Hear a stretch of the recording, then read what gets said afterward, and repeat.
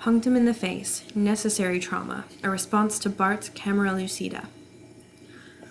Photography, like every art form, is utterly ineffable.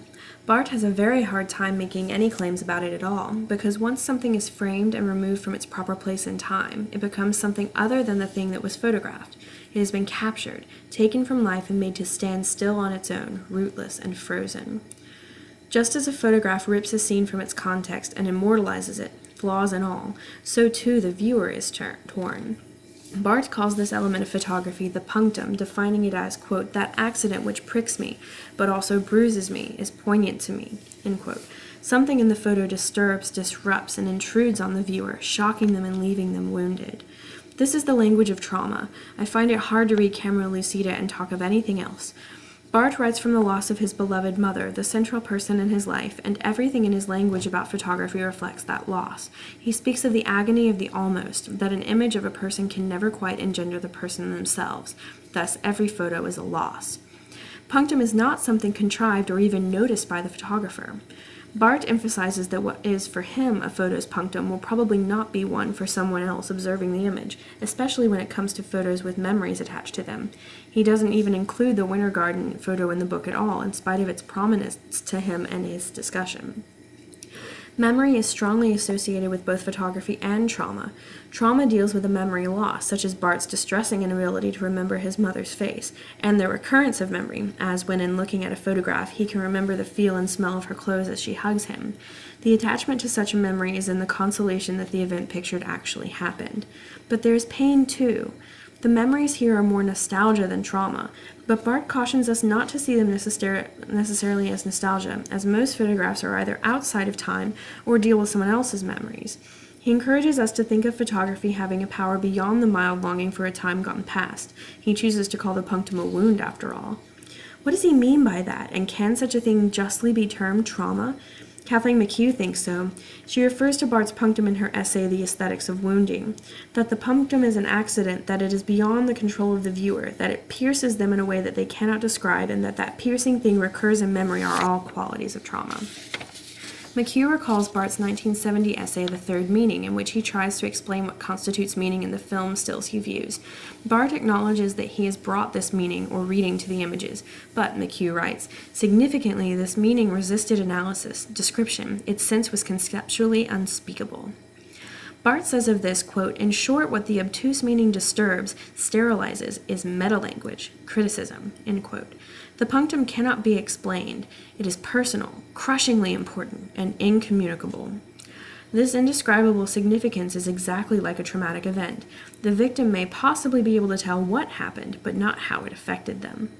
This is critical for criticism. How can we explain the meaning of a photo if the most important thing about it evades us? Even given that there are many possible meanings, we still dread the inability to articulate our own, yet it is impossible. And in this way, the punctum is truly a trauma. We are isolated in the pain of our failure to communicate. Barthes speaks of a time when he was photographed without his knowledge, and in being shown the image, struggled to recall where he was in the picture or when he had been there.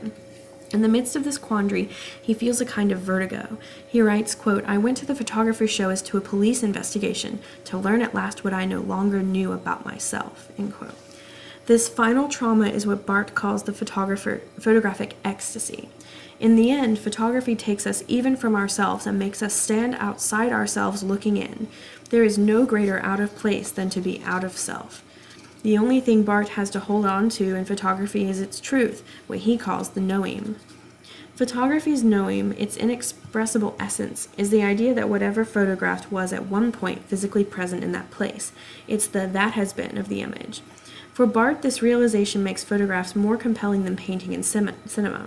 He knows as a child beyond the shadow of a doubt that slavery happened because of a photograph of a slave market. The Winter Garden photograph is for Barthes a noem of his mother, the only one he found. This photo seems to help him cope with the loss of his mother more so than any other photo or any other attempt at consolation. Part of this comes from his distinction, that the noem does not claim that what is pictured no longer exists, but emphasizes that it once did. Barthes says that this is a crucially important distinction, and maybe it helps him regroup after his mother's death.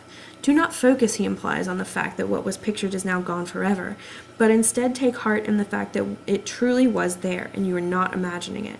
This is something to hold on to, but we can't trust photography anymore as Barthes did. Perhaps it is lamentable that we've lost the knowing. With the advent of Photoshop and a host of programs, filters, and apps that make up and accompany our modern technology, there's no longer any way to say with certainty that any image ever existed in reality. Technology has wiped away what was left of truth, and now we have only interpretation. This loss can also be seen as fruitful. If we're no longer blinded by the illusion that photography tells the truth, we can better see the truths it does reveal and the ghosts of the ones it hides. There's no reason to give up taking pictures or to shudder at the idea that everyone around us is armed with technology that could strip away appearance and expose our true nature.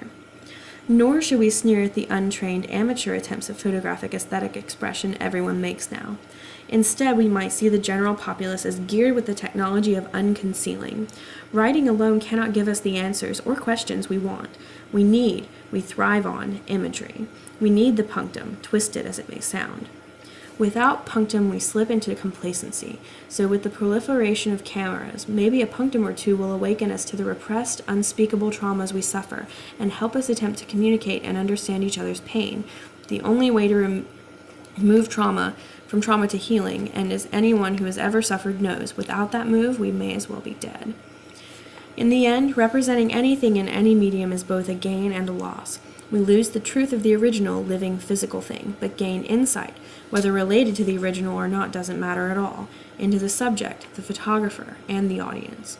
This is what it means to be human, to desperately seek truth in spite of how fully we understand the impossibility of its existence.